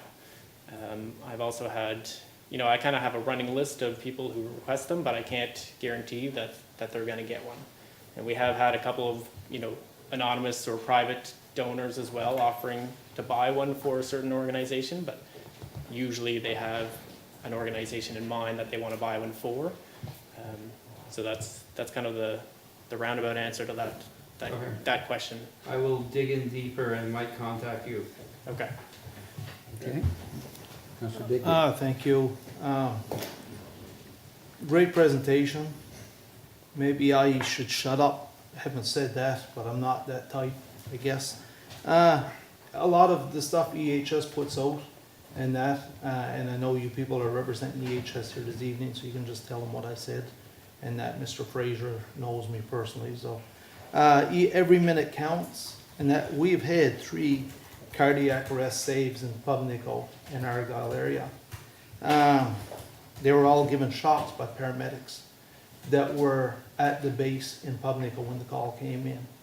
These 3 people are alive and functioning great today in that area. I've been pushing for that ambulance to be staffed down there. You made a little, you know, and you were sort of making a little joke, I guess, out of it. Where's the box in the closet, in another office, behind the wall? And that a couple times in the last couple of months down Pubnico, where's the ambulance in the base? Where's the paramedics not around because the ambulance is not staffed? And that is the only ambulance down there. It's the only ambulance in this municipality. So please let them know I said that here tonight. Actually, there may be a couple of them watching, and that because I know there's been a couple of people from EHS watching what I say. But again, I wonder where those 3 people would be today if that ambulance was not staffed and at the base when those calls came in. Thank you. Great presentation. It's nothing on you people personally, please. Yeah. And nothing on the, you know, I was a paramedic for 33 years. Yeah. Company was very good to me, and nothing against the company. But this is just some of these things now that's going on. I think they should be looked long and hard at, especially when they say every minute counts. Yeah, for sure. Thank you. I can't comment on the No, statement, but no. I will, I guess, add to your statement in that, you know, a lot of people say, well, you know, why do we have an AED when we have paramedics around? And this is, my answer to that is, you know, this is one of those things where bystanders and the public really save lives, right? This, you know, if you have an AED here, we really want to get on the 3 to 5 minute mark. You know, we could be around the corner or we'd be a couple minutes away. Either way, the quicker that we get an AED on someone, the better. And so we promote kind of getting trained in CPR and AED use because, like Colton said, you don't have to be trained. It'll tell you what to do, but it's always good. You get more efficient at doing it when you have the muscle memory from the training. You're like, oh, that instructor said this, and I'm doing this, and so that's kind of what we. But thank you. Yeah. Back you up there 100%. You can't have enough AEDs out there. Yeah, for They're sure. a great thing. Yeah. Thanks. Thank you. Any other? Just a quick comment for all the councillors that your AED is registered. I'd like to thank Colton for coming in last week and telling me where the forms were. So you're the mic when I sent it. Yeah. When I sent it, Send it you're to the me, mic I yeah. saw. Yeah. So we are registered. We have four people that took a course here for 2.5 hours here when we first got the AED.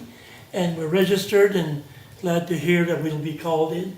The batteries are good for X number of years in the battles. And, Perfect. yeah, thank you, Colton, for coming to see me and it filled out. Yeah. No more questions? Well, I just want to thank you for a very great presentation. Yeah, very good. Thanks for having us. Thanks for having Important us. Yes. Thank you. You guys know where your AEDs, or you guys know the communities better than we do. Even though I live here, I don't know every corner of the municipality. So if you guys identify AEDs to be registered, please do so. If you need any help, you can contact the information on the website, and we'll be more than willing to help. So thanks. And we are willing to help, right? If you have any questions, feel free to contact us. We can leave a couple of business cards here, whether it's Colton or I.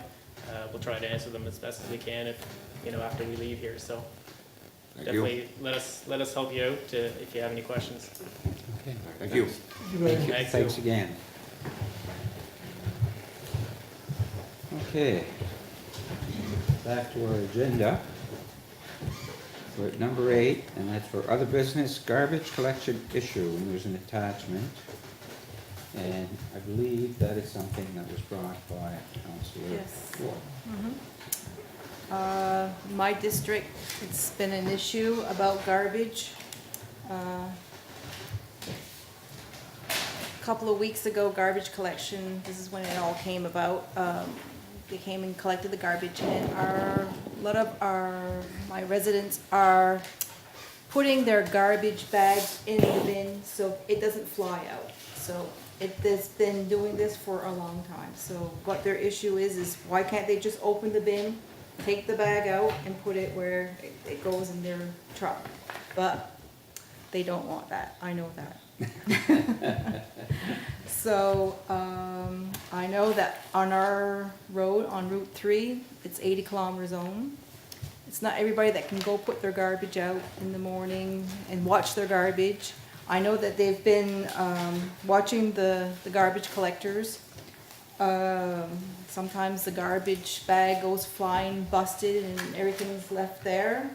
Something's flying in the ditch. They won't go. They're not gonna go pick it up, so it stays there.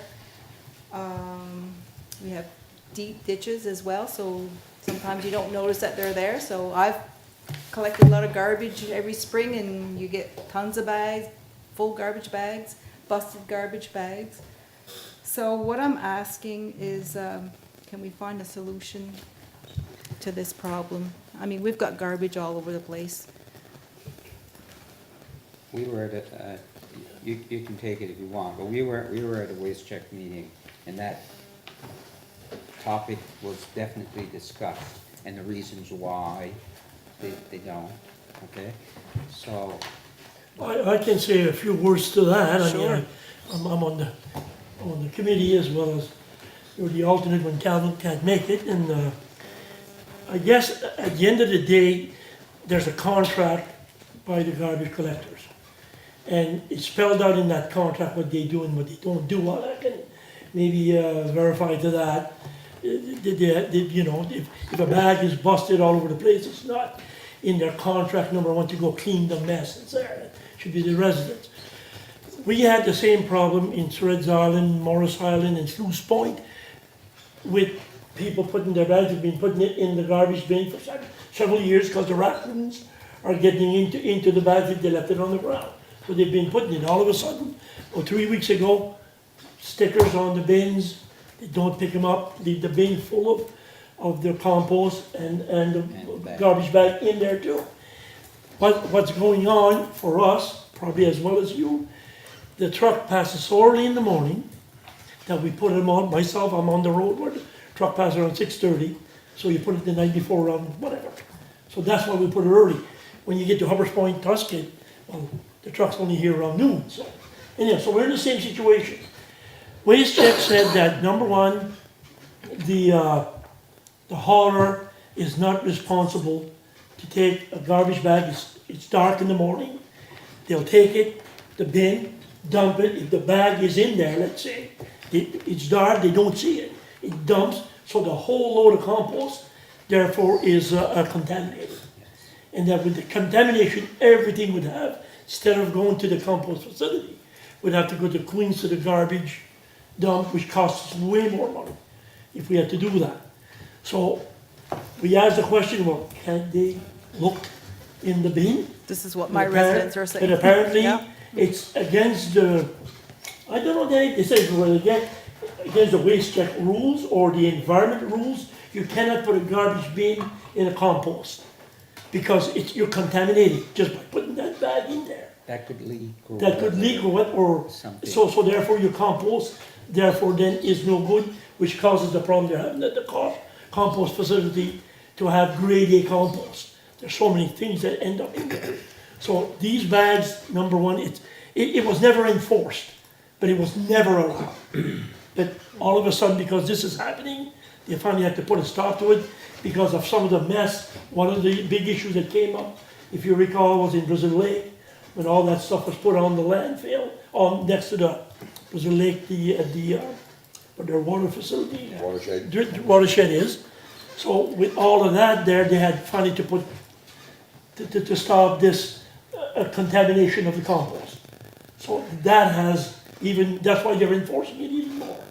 As far as, again, your blue bags being in the ditch, and that according to the contract, they're supposed to be there, they pick up the stuff that's there, and they put it, if it's in the ditch or in the way. It'd be Another- taking longer, and no problem, what you're gonna say. Another issue too is that the haulers are sometimes leaving the green bins on the road.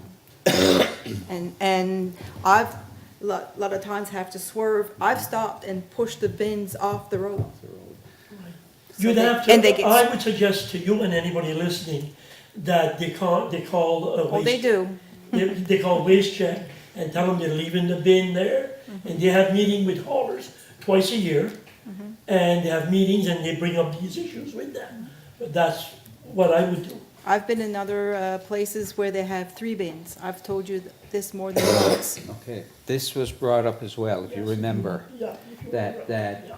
if it's an issue that they can produce, there's other types of bins that they can produce and supply in order to put the garbage bags in, that the hauler will know that's not a compost, right?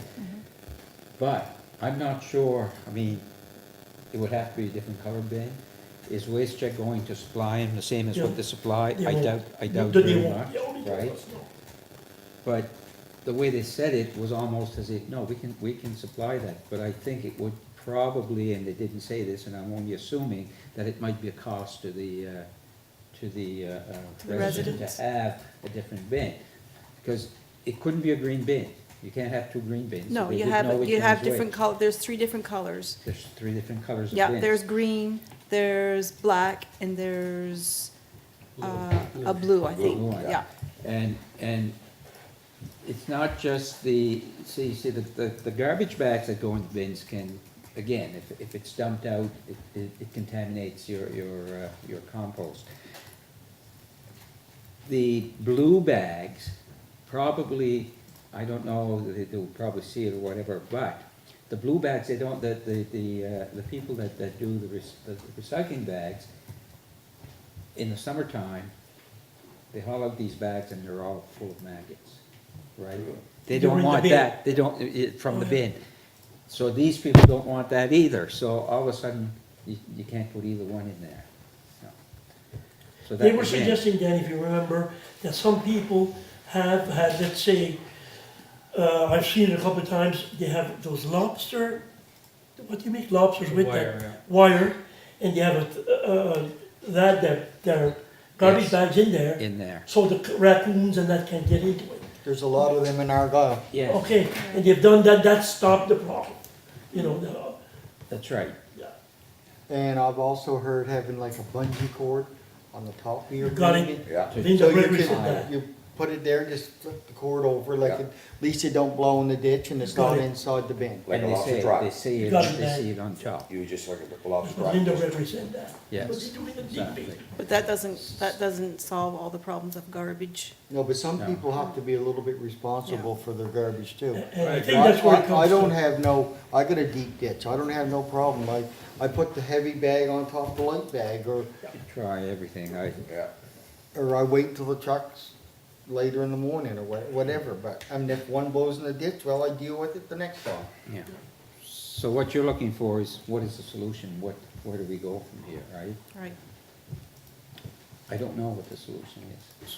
You know, anybody have any ideas except the Well, no, different what bins? Waste Check told us, and, you know, they have responsibilities and they do what, you know, according to the contract, and, you know, people have to be responsible at the same time. Because I know that the phone calls, I got about 20 phone calls, all about a week, because they've been rejected. Yes. And I send the messages back to them, I've talked to the people, and they weren't happy, but guess what, I haven't had any phone calls in 3 weeks now, so somebody must be doing it the way they've been asked. Going It was back roads. just, they were used to doing it one way, and all of a sudden, I guess It wasn't they've been accepted. doing this for years well, now. then this is Yeah. what was a shock to everybody. But I think the haulers were basically told at this point, that's why that happened in the last 3 or 4 weeks, because there were complaints from the compost area and from the recycling area. But there used to be, people coming around before the hauler arrived, early in the morning. And, cause I've seen it down home, that they put stickers on the bags before the hauler arrived. So they must check it Okay. before. Yeah, well, I think, I'm not sure, but I think what happens there is, it's a check, Yeah. maybe by waste check, to see that everything is, you know, You done don't see them, properly. but they got 'em. You don't see them. No, and they will reject the bag so that Yeah. when the hauler gets there, no, that. And that's why the rejected bags go in the back roads. But it's not, you can say what you want, people were responsible. If you're rejected, there's a reason you're Yeah, rejected. exactly. You just don't put stuff as sticker That's 21. right, that's right.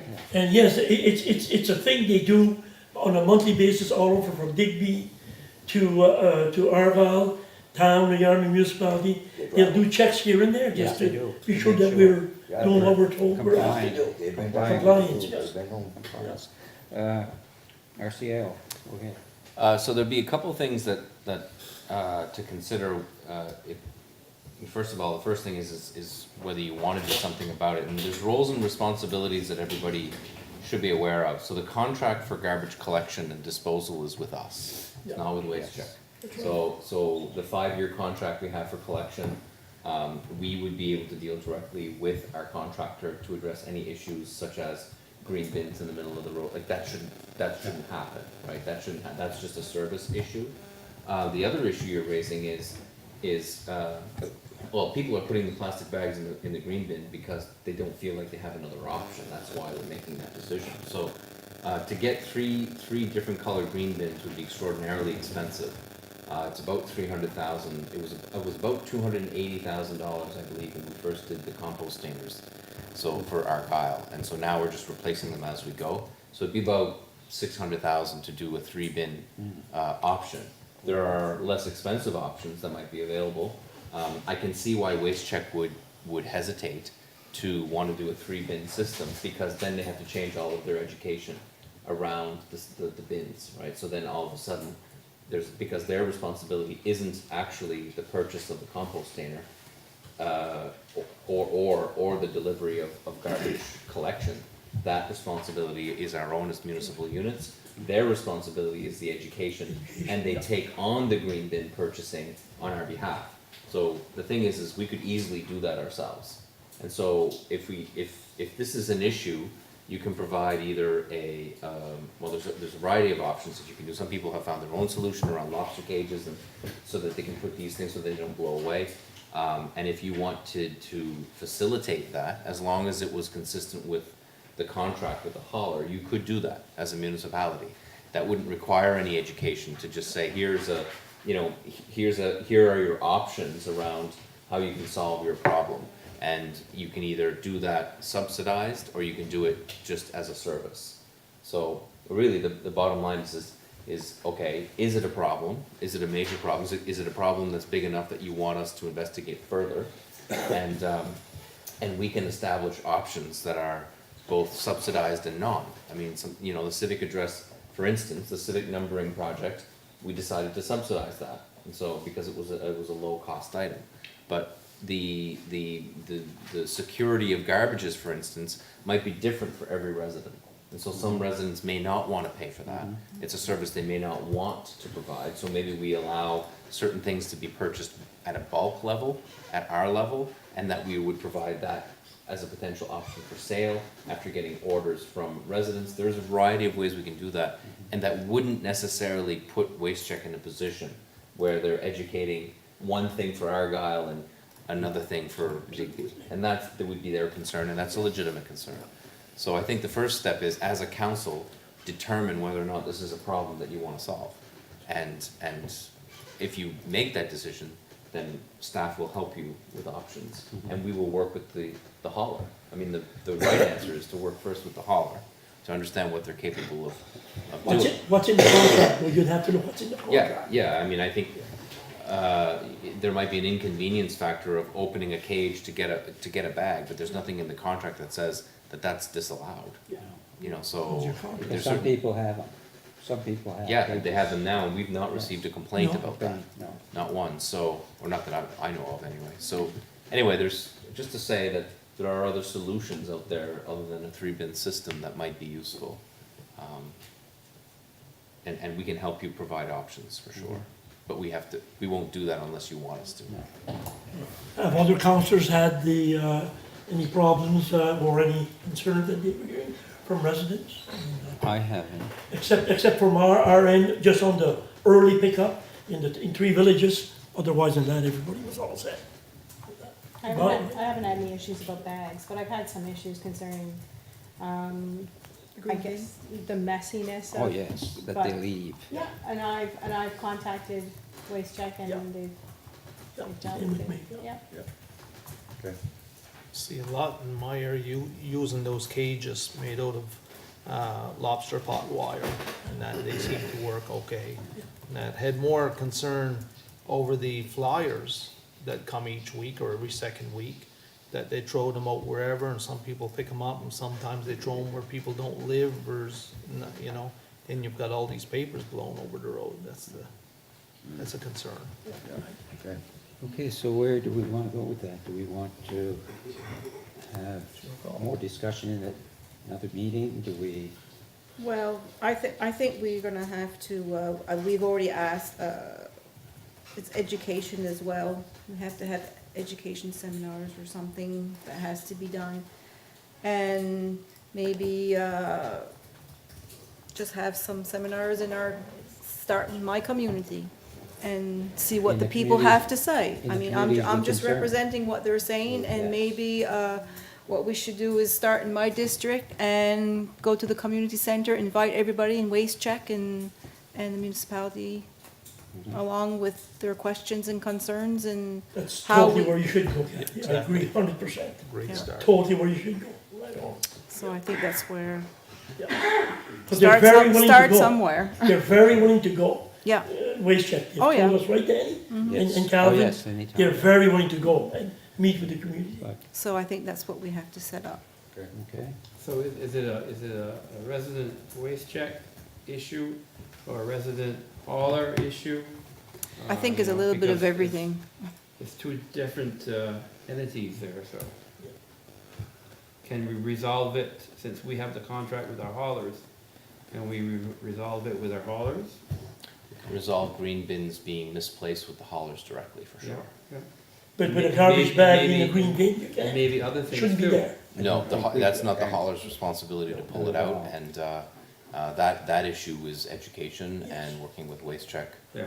around the matter and trying to find an alternate solution, because the residents doing that really out of desperation, because they don't have another option, and they don't want it to be scattered all over Right. the community, so I can understand that. Makes sense. Yeah, and I think, you know, there's some responsibility that lies with the people, so.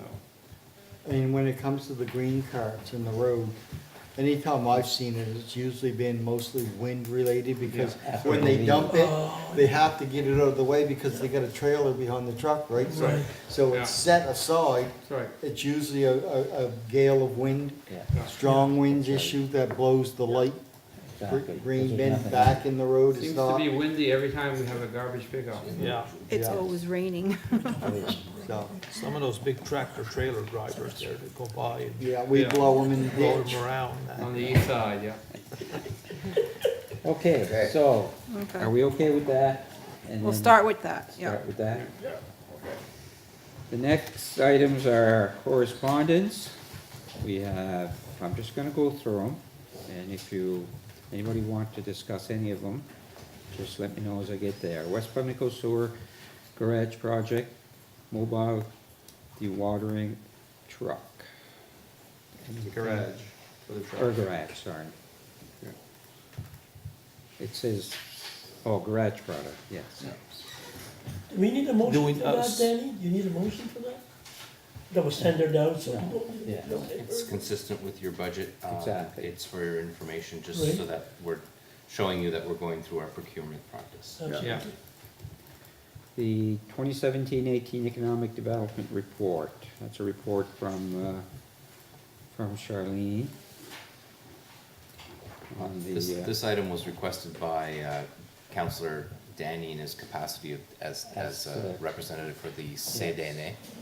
And we read it, was like, well, we can't just leave the CDNA, we gotta send this everywhere. Done, right. Yeah, it was really a lot of good done. Makes good sense. work Because done. when I go to those meetings, it's a economic development meeting, right? And they want to know what we're doing in our municipality.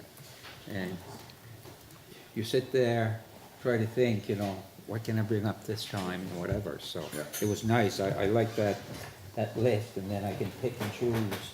I can't go through all of them at one meeting. I just pick and choose the ones that I feel are pertinent to what, you know, what we're talking about. Department of Municipal Affairs, Provincial Water Assistance.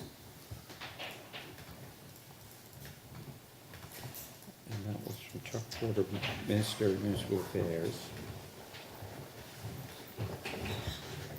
Western Counties Region Library minutes. The September building permit comparisons. Western Counties Regional Library Annual Report. Waste check, September 2018 financials. And high-speed internet updates. So, if there's none that anybody wants to discuss, we can continue on. Financial requests, there's only one. SAR New Horizons Seniors Group, which is mine. So if someone wants to, So moved. I'm recommending 500. Okay, moved and seconded, all in favor? Aye. Contrary-minded, carried. Agenda topics for next meeting or notice of motion? Nobody has any? It brings us to question period. Any questions from the audience? Did any questions come through our live stream? No questions, only one comment about a suggestion for the, how we approach the civic address item, which was shared with you already. Okay.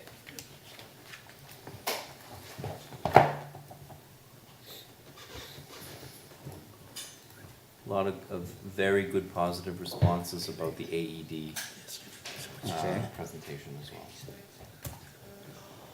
So, we have an in-camera session. Motion to go in camera.